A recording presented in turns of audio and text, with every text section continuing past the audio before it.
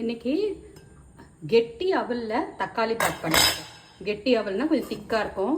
So அதுதான் இன்றைக்கி செஞ்சுருக்கேன். ரொம்ப நல்லா இருந்துச்சு. ஒருத்தவங்க வீட்டில் நான் சாப்பிட்டேன், ஒரு நார்த் இந்தியன் ஃபேமிலி வீட்டில். அது பிடிக்க போய் நானே இன்றைக்கி ட்ரை பண்ணி பார்த்துருக்கேன். இதுக்கு நம்ம உருளைக்கிழங்கு சிப்ஸை எது வேணாலும் வச்சு சாப்பிடலாம். தக்காளி சாதம் மாதிரியே இருக்கும். நான் பொட்டேட்டோ சிப்ஸோடு சர்வ் பண்ணிக்கிறேன்.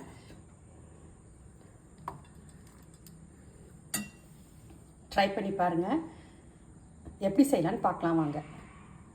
தேவையான அளவு எல்லாம் ஊற்றிக்கலாம். நான் இன்றைக்கி கடுகும் சீரகமும் போட்டு தாளிக்க போகிறேன்.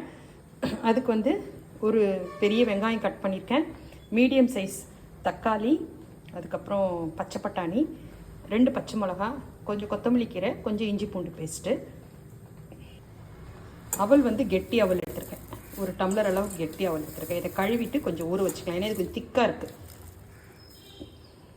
உப்புத்தூள் கொஞ்சம் எடுத்து வச்சுருக்கேன், சில்லி பவுடர் காரத்துக்கு.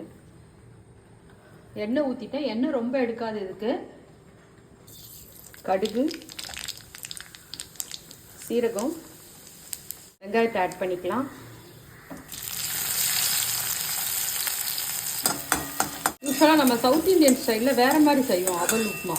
இது ஒரு நல்ல டேங்கி டேஸ்ட்டாக ரொம்ப நல்லா இருந்துச்சு. இஞ்சி பூண்டு பேஸ்ட் போட்டுக்குவோம். தக்காளி, பச்சை மிளகா எல்லாத்தையும் ஒன்றா சேர்த்துக்கலாம். தக்காளி வதங்கிறதுக்கு கொஞ்சம் உப்பு சேர்த்துருவோம்.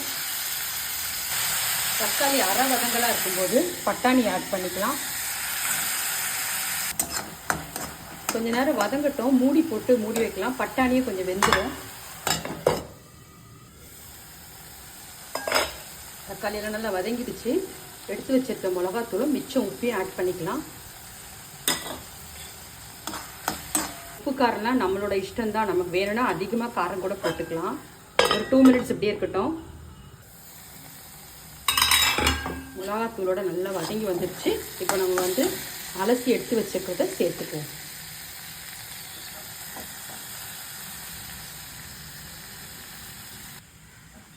கெட்டி அவலை போட்டு நல்லா மிக்ஸ் பண்ணியாச்சு. இதை நான் ஒரு 2 நிமிஷம் மூடி வைக்க போகிறேன்.